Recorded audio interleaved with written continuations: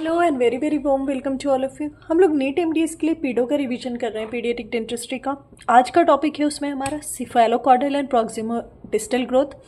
उसके बाद हम लोग डेवलपमेंटल माइलस्टोन करेंगे इन चिल्ड्रंस और साथ में दोनों के पीवाईक्यूज एंड क्वेश्चंस देखेंगे जो भी हमारे पास अवेलेबल होगा। तो शुरू करते हैं हम लोग सिफेलोकॉर्डल एंड प्रॉक्सिमो डिस्टल ग्रोथ से। What is the literal mean of cephalocaudal growth? Cephalo growth pattern that is from head to toe. तो cephalocaudal का जो literal mean होता है from head to tail. It literally means head to tail. Growth occurs from the head cephalo down towards the tail end of the body. ठीक है, growth जो है head side से tail side के side हो रहा है, that is cephalocaudal growth. Infants gain control of head and neck muscle first, followed by trunk, then legs. ये हमने याद रखना है। Infants gain control, head and neck region में कंट्रोल इन्फेंट्स को पहले अपना आता है, उसके बाद ट्रंक रीजन में, देन लेग्स रीजन में बच्चे सबसे लास्ट में चलना शुरू करते हैं ना। Skull and upper face develops earlier than the mandible and lower facial structures. Skull और जो अपर फेस है वो डेवलप होता है मैंडिबल से पहले या लोअर फेशियल स्ट्रक्चर से पहले, और ये है evident in both prenatal and postnatal periods, especially rapid head growth in fetal life, है ना। हेड ग्रोथ बहुत तेजी से होता है फीटल लाइफ में फीटस का। Helps in understanding neuromuscular coordination and timing of orofacial growth. Cephalocaudal important क्यों हमारे लिए? It is important for planning interceptive ortho treatment और मैनेजिंग डेवलपमेंटल डिलेज और for various pedo treatment. Next जो हमारा वो है proximo distal growth pattern. Proximo means near the centre, है ना। Proximo means near the centre, distal means away from the centre. Proximo means near the centre, distal means away from the centre, ठीक है। Growth occurs from central axis of the body outward, ठीक है, that is shoulder, फिर arm, फिर hand और फिर finger. और proximo distal में मोटर स्किल की डेवलपमेंट होती है, ठीक है। कैसे हो रहा है? आउटसाइड हो रहा है, शोल्डर पहले डेवलप होगा, फिर आर्म, फिर hand and then fingers. Comparison देखिए हम लोग सिफेलोकॉर्डल और प्रॉक्सिमो डिस्टल में। तो cephalocaudal is the growth assessment to manage developmental delays. Cephalocaudal से हमें क्या मदद मिलती है? ग्रोथ असेसमेंट हमें पता चलता है, जिसकी वजह से जो डेवलपमेंटल डिलेज है उसको हम लोग इंटरसेप्ट कर सकते हैं, उसको ट्रीट कर सकते हैं, एटलीस्ट मैनेज कर सकते हैं। That is planning interceptive orthodontics. Proximo distal में क्या हो रहा है? पीडियाट्रिक मोटर फंक्शन का हमें पता चल रहा है, बिहेवियर मैनेजमेंट करने में हमें हेल्प मिलेगी। Cephalocaudal is from head to toe, proximo-distal is from center to periphery development। चलिए अब इसका हम लोग क्वेश्चन देखते हैं। तो क्वेश्चन ऐसे ही सीधा सही होगा। Cephalocaudal growth means it means head to toe development. Proximo-distal growth means growth from the center to periphery. Which is the first motor milestone according to cephalocaudal growth pattern? पहला motor milestone बच्चों में क्या होगा according to cephalocaudal growth pattern? Head control, है ना। ये आप याद रखना, माइलस्टोन की यहाँ पे बात हो रही है ना, इसलिए ये आप याद रखना। ये था आपका सिफेलोकॉर्डल प्रॉक्सिमो डिस्टल। अब हम लोग देखते हैं डेवलपमेंटल माइलस्टोन इन चिल्ड्रन। सी ये जो कुछ टॉपिक्स हैं अभी हम लोग स्टार्टिंग में ले रहे हैं ना, इसमें कुछ ज़्यादा आपका कंसेप्ट बेस नहीं है, इसमें कुछ ज़्यादा आपने दिमाग नहीं लगाना है, कुछ टफ नहीं है, बट यहाँ से 2-3 क्वेश्चन तो पक्के हैं जो अभी हम लोग अभी से लेकर टिथ नंबरिंग सिस्टम लेंगे, उसके बाद जो है आपका क्रोनोलॉजी लेंगे। इन सब से 2-3 क्वेश्चन फिक्स होते हैं नीट में जो अभी हम लोग सारे ले रहे हैं उसमें से। Developmental milestone in children. तो डेवलपमेंटल माइलस्टोन इन चिल्ड्रन क्यों पढ़ते हैं हम लोग? Used to assess normal development, delayed या abnormal development, chronological versus biological maturity, है ना। इससे हमें ये सब पता चलता है। अलग अलग डेवलपमेंटल माइलस्टोन क्या होते हैं बच्चे में? जब बच्चे छोटे से बड़े हो रहे होते हैं, डेवलप हो रहे होते हैं, तो ग्रॉस मोटर। ग्रॉस मोटर में क्या आते हैं? सिटिंग हुआ, क्रॉलिंग हुआ, वॉकिंग हुआ, एटसेट्रा, ये सब ग्रॉस मोटर फंक्शन है। फाइन मोटर फंक्शन में क्या होगा? पिंसर ग्रास्प हो गया, ड्राइंग हो गई, एटसेट्रा, ये सब हो गया फाइन मोटर डेवलपमेंट में। बच्चे को फिर बोलना आना चाहिए लैंग्वेज में, कभी वो बबलिंग करेंगे, एक वर्ड बोलेंगे, फिर 2 वर्ड बोलेंगे, फिर एक सेंटेंस फॉर्म करके बोलेंगे। सोशल या इमोशनल माइलस्टोन में क्या होगा, स्माइल, एंग्जाइटी। एक पर्टिकुलर किसी भी सोशल सेटअप में बच्चा कैसे बिहेव कर रहा है, बच्चा कैसे रिएक्ट कर रहा है, वो भी माइलस्टोन है एक बच्चे की डेवलपमेंट की। एंड देन कॉग्निटिव, उसमें प्रॉब्लम सॉल्विंग एटसेट्रा आ रहे हैं कि बच्चे किसी भी सिचुएशन में किसी भी प्रॉब्लम को, किसी भी क्वेश्चन को कैसे टैकल कर पा रहे हैं, कैसे सॉल्व कर पा रहे हैं, from simple to higher level. अब की डेवलपमेंटल माइलस्टोन एज वाइज ये इंपॉर्टेंट है, जिसमें जिसमें टिक लगा रखा है, मैंने पढ़ाते जाऊंगी उसमें आपको टिक दिखेगा, वो और ज्यादा ही इंपॉर्टेंट है ना, इससे क्वेश्चन फॉर्म होते हैं। की डेवलपमेंटल माइलस्टोन्स बच्चों में 1 साल से लेकर 3 साल या 5 साल तक कब कब क्या क्या आता है, ठीक है। तो जब बच्चा 1 महीने का होता है ना, फर्स्ट मंथ में chin up in prone positions, 3rd month में नेक होल्डिंग या रिकॉग्नाइजेस मदर वॉइस। जब बच्चे 3 मंथ के होंगे तो वो अपनी नेक खुद से स्ट्रेट रख सकते हैं, खुद से उसको स्टेबल कर सकते हैं, एज वेल एज अपने मदर की वॉइस रिकॉग्नाइज करते हैं। 2nd मंथ में क्या होता है, social smile appears, it is the first measurable social milestone is smile, this is an important one. Question form हो चुका है यहाँ से। पहला माइलस्टोन बच्चे का क्या होता है, तो स्माइल होता है। कब आता है, 2 मंथ पे आता है। First measurable social milestone is smile 2 months की एज पे। In 4 month child rolls from front to back. 5th month reaches for objects hold with both hands. 5 month में क्या होगा, 5th मंथ में बच्चे में अपने दोनों हाथ से किसी भी चीज को पहुंच के पकड़ेंगे। इसे हम लोग क्या कहते हैं, इंटरनेशनल रीचिंग विथ बाइडेक्स्ट्रस ग्रास्प। ये इंपॉर्टेंट है क्योंकि ये आ चुका है, तो अगर स्टेटमेंट ये आता है कि बच्चों में इंटरनेशनल रीचिंग विद बाइडेक्स्ट्रस ग्रास्प आपने कब देखने को मिलेगा, 5th मंथ की एज में मिलेगा, क्योंकि फैंसी और हार्ड वर्ड्स हैं तो मे बी आज, ठीक है। 6 मंथ्स में क्या होगा बच्चों में, 6 month is an important milestone. Sitting with support, बच्चे बैठेंगे बट उन्हें सपोर्ट लगेगा। मोनोसिलेबल्स या बैबलिंग बिगिंस, बच्चे एक एक वर्ड बोलना शुरू करेगा, माँ बा एनीथिंग, एक एक word. Smile at mirror image, 6 months के माइलस्टोन पे ये सब होगा। 7 मंथ में क्या होगा, पामर ग्रास्प या transfer objects from hand to hand, है ना। 7 मंथ में बच्चे एक हाथ से दूसरे हाथ में सामान पकड़ेंगे और फिर पास करेंगे। 8 to 9 months sits without support, है ना, वहां पे सपोर्ट था, यहाँ पे विदाउट सपोर्ट, तो ये भी आप याद रखना है। 8 to 9 मंथ्स में सिट्स विदाउट सपोर्ट। अभी मोनोसिलेबल्स था 6 मंथ में। 9 मंथ में बच्चे by syllables, mama Baba. Stranger anxiety appears, नए लोगों को देखकर परेशान होना 9 मंथ्स की एज में।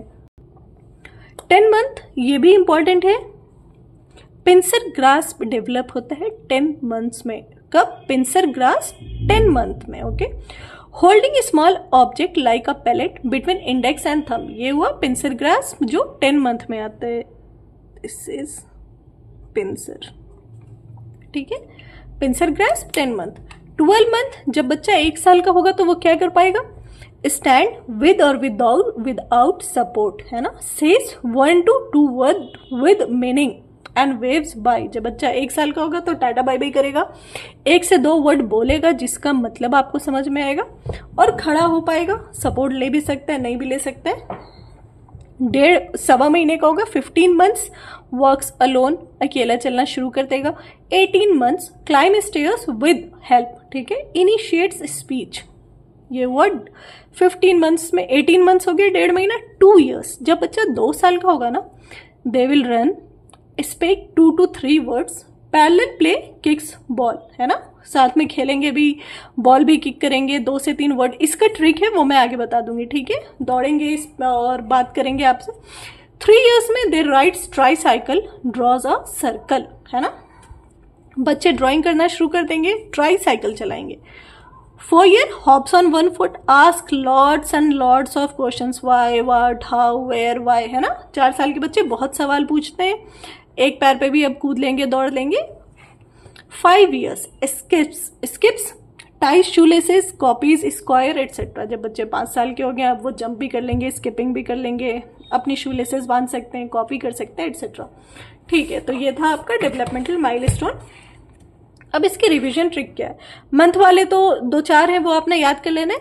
फर्स्ट, सेकेंड और 3 ईयर के लिए ट्रिक क्या है? जब बच्चा 1 साल का होगा, 1 या 2 वर्ड बोल रहा है तो हमने ले लिया 1 वर्ड 1 स्टेप, क्योंकि विद सपोर्ट विदाउट सपोर्ट चल रहा है 1 स्टेप, एंड 1 फिंगर पॉइंट वॉइंट करने लगता है बच्चा चीजों को, तो 1 ईयर के लिए 1 वर्ड होगा, 1 स्टेप होगा, 1 फिंगर होगा। 2 ईयर्स के लिए 2 वर्ड फ्रेजेस, 2 स्टेप्स मतलब स्टेयर्स ले लेगा, एंड 2 एक्शंस, रन करेगा और किक करेगा। ये हुआ 2 साल के लिए सारे 2 वाले काम करेगा। 3 साल के लिए ट्राई साइकिल चलाएगा। अब ड्रॉ कर सकता है, उसको याद रखने के लिए हमने क्या दिया? ट्राइंगल, ठीक है, तो उससे हो गया, ये ड्रॉ भी कर पाएगा बच्चा, ट्राई साइकिल भी चला पाएगा। 3 वर्ड या सेंटेंस फॉर्म करके बच्चा आपसे बात करेगा। अब इस टॉपिक से जो नीट में क्वेश्चन आए हैं, प्रीवियस ईयर्स क्वेश्चन जो नीट के हैं, वो क्या है? At what age does a child develops the pincer grasp? कब बच्चे पिंसर ग्रास्प डेवलप करते हैं? जो हमने पढ़ा है उसके बेसिस पे आप आंसर करोगे, ठीक है। Social smile is first seen at? Social smile कब बच्चों में सीन होता है? जो हमने पढ़ा है वो देखकर आप याद करोगे और आंसर करोगे। Drawing a circle is possible at? Drawing कब पॉसिबल होगी ये आपको पता है, अभी हमने ट्रिक से याद किए हैं। Child speaks 2 word sentence at? 2 word वाले सेंटेंस बच्चे कब बोल पाएंगे? अभी हमने पढ़ा है, याद किए। तो ये हुआ हमारा डेवलपमेंटल माइलस्टोन। इसके आगे आता है नियोनेटल रिफ्लेक्सेस। नियोनेटल रिफ्लेक्सेस के बारे में ये है कि जब बच्चे दुनिया में आने वाले होते हैं उससे पहले से ही उनके अंदर कुछ रिफ्लेक्सेस होते हैं जो दुनिया में आने के बाद बच्चों को मदद करते हैं सरवाइव करने में, और फिर धीरे धीरे ये सारे रिफ्लेक्स खुद से ही ओमिट हो जाते हैं, खुद से ही डिसेबल हो जाते हैं, खुद से ही गायब हो जाते हैं, और फिर नए नए रिफ्लेक्सेस, नए नए एक्टिविटीज आती है बच्चों में। तो नियोनेटल रिफ्लेक्सेस में एक होता है मोरो रिफ्लेक्स। इसमें क्या है कि ये सारे जो रिफ्लेक्सेस है ना, IUL के कुछ एज से शुरू होते हैं और पोस्ट नेटली प्रेजेंट होते हैं। मैंने एज नहीं लिया है क्योंकि इस टॉपिक से क्वेश्चन अभी तक नहीं पूछा गया है एज एटसेट्रा का। तो ये 3-4 रिफ्लेक्स मुझे इंपॉर्टेंट लगे तो मैं ये समझा दे रही हूँ। अगर सेंटेंस फॉर्म करके डायरेक्ट क्वेश्चन आता है मोरो रिफ्लेक्स क्या होता है या बेबिंस्की रिफ्लेक्स क्या होता है, बेबिंस्की इंपॉर्टेंट है, तो आप आराम से आंसर कर सकते हो। Moro reflex is stimulated bye a sudden movement और लाउड नॉइज। क्या होता है मोरो रिफ्लेक्स में? जब कुछ शोर शराबा होता है या हल्ला होता है तो बच्चे डर के यूं हाथ पैर अपना खोल देते हैं बाहर के साइड, फिर वापस सेंटर के साइड फोल्ड कर लेते हैं। इसको हम लोग बोलते हैं Moro reflex. Sucking reflex, when placed something in child's mouth shows rhythmical sucking. ठीक है, जब बच्चों के माउथ में कुछ दिया जाए, थंब एटसेट्रा, तो वो रिदमिकली सक करते हैं उसको। Onset is 28 weeks of gestation. ठीक है। बेबिंस्की रिफ्लेक्स क्या है? Emerges at 18 weeks in utero and disappears by 6 months after birth. ये आप याद रखना, बेबिंस्की रिफ्लेक्स जो है यूटेरो में 18 वीक्स में अपीयर होते हैं, इमर्ज होते हैं, और बर्थ के बाद 6 महीने तक ये रहते हैं बेबिंस्की रिफ्लेक्स, उसके बाद डिसअपियर हो जाते हैं। It is stimulated by stroking the sole of the foot. जब बच्चों के फुट के सोल को स्ट्रोक करते हैं या टच करते हैं तो वो फिंगर वगैरह जो है वो पर्टिकुलर एक मूवमेंट में मूव कर रहे होते हैं। Next is Gallant reflex. When neonate back is stimulated, their trunk and hips moves towards the side of stimulus, है ना। क्या हो रहा है गैलेंट रिफ्लेक्स में? जब उसके बैक को टच किया जाता है तो जिस साइड टच किया गया है बच्चे का ट्रंक और हिप्स जो है उस साइड मूव करेगा, इसको बोलते हैं गैलेंट रिफ्लेक्स। लैंडो रिफ्लेक्स क्या है? When neonate is placed on his stomach, their back arches and hand raises। बच्चे यूं ऐसे ही कर लेते हैं ना, जब उनको अपने स्टमक पे रखा जाता है तो पैर फैला लेंगे, हाथ फैला लेंगे, है ना, और बैक ऐसे बिल्कुल आर्च कर लेते हैं बच्चे। तो ये हुआ Landau reflex. Emerges at 3 months postnatally. अभी तक हमने जो पढ़ा था वो था क्या? IUL से शुरू होते हैं। लैंडो रिफ्लेक्स जो है 3 months के बच्चों से इमर्ज होता है पोस्ट नेटली, ठीक है, after birth, and last until the child is 12 months old. जब बच्चे 1 साल के हो जाते हैं तब तक ये रिफ्लेक्स रहता है, फिर स्टॉप हो जाता है। ये थे हमारे सारे रिफ्लेक्स हो गए। अब कुछ जो ग्रोथ है ना, उनके लिए कुछ हार्मोन्स जो रिस्पॉन्सिबल हैं, ये भी है हमारे टॉपिक्स में, हमारे बुक में। तो जो इंपॉर्टेंट है कुछ हम लोग देख लेते हैं। Hormones influencing skeletal growth bone skeletal growth bone को इन्फ्लुएंस करने वाले हार्मोन, पहला आपका ग्रोथ हार्मोन जो कि एंटीरियर पिट्यूटरी से रिलीज होगा, insulin, beta cell of Langerhans and thyrotropic hormone. These hormones are responsible for skeletal growth of bone. Skeletal growth of क्या, वो बोनी का ही है. Hormones responsible for ossification of long bones, parathormones. ठीक है. Hormones responsible for pubertal growth spurt, है ना, ये इंपॉर्टेंट हो सकता है. Androgens, progesterone and oestrogen, pubertal growth spurt के लिए ये हार्मोन्स रिस्पॉन्सिबल है. ठीक है. नेक्स्ट है हमारा टूथ नंबरिंग सिस्टम, और उसके साथ साथ फिर हमारा जो टूथ है उसकी डेवलपमेंट, उसके इरप्शन एंड शेडिंग वो देखेंगे हम लोग अगले लेक्चर में. अभी के लिए इतना ही. प्लीज़ आप अपना जो फर्स्ट ईयर वाला शेड्यूल है जो आपने पढ़ना है वो प्लीज़ फॉलो करो, आप वो पढ़ो. आपके पास अभी टाइम है, लेक्चर्स कम आ रहे हैं तो आपके पास ज़्यादा टाइम है. इसका मतलब ये नहीं कि आप रिलैक्स करोगे कि लेक्चर आएगा तो ही पढ़ेंगे. आप अपनी पढ़ाई, अपनी प्रिपरेशन जारी रखो. जो फर्स्ट ईयर का सिलेबस आपको मिला है कि आपने खुद से करना है वो करो, और भी अपनी नॉलेज बढ़ाओ. नीट एमडीएस के लिए जो क्वेश्चंस पैटर्न्स हैं, जो क्वेश्चन पूछे जा रहे हैं, कितने नंबर पे सिलेक्शन होता है, कितने नंबर पे आप क्वालिफाई करोगे, कितने नंबर पे आपको गवर्नमेंट सीट मिलेगी, इन सब का पता करो. और अपना एक टारगेट सेट करो कि इतने ही रैंक के अंदर और इतने नंबर से ज़्यादा मुझे लाना ही है. नहीं हो, आपके पास बहुत टाइम है अभी. आप टारगेट सेट कर सकते हो, प्लान कर सकते हो, रूटीन बना सकते हो. और टारगेट अचीव करने का अभी आपके पास बहुत अच्छा टाइम है. आपके पास लगभग 1 साल टाइम है, तो आप मोटिवेटेड रहोगे अभी कि मेरे पास 1 साल टाइम है, तो मेरा ये एक टारगेट है, मेरा ये गोल है, ये मैं अचीव करूँगी. गवर्नमेंट हॉस्पिटल में सीट मिल जाना, गवर्नमेंट हॉस्पिटल में पढ़ना, इससे अच्छा कुछ नहीं हो सकता. बहुत अच्छा एक्सपीरियंस होता है. तो प्लीज़ अभी आपके पास टाइम है तो एक गोल सेट करो और लग जाओ मेहनत करने में. जितने भी टॉपर होते हैं, जो भी होते हैं, 8 से 10 घंटा कहीं नहीं गया, सब पढ़ते हैं. तो आपने अगर सीरियसली गवर्नमेंट सीट लेनी है तो आपको पढ़ना ही होगा. 10 घंटा 12 घंटा पढ़ना ही होगा. तो प्लीज़ पढ़ो. ठीक है. All the best. मिलते हैं हम लोग नेक्स्ट टॉपिक में. Thank you.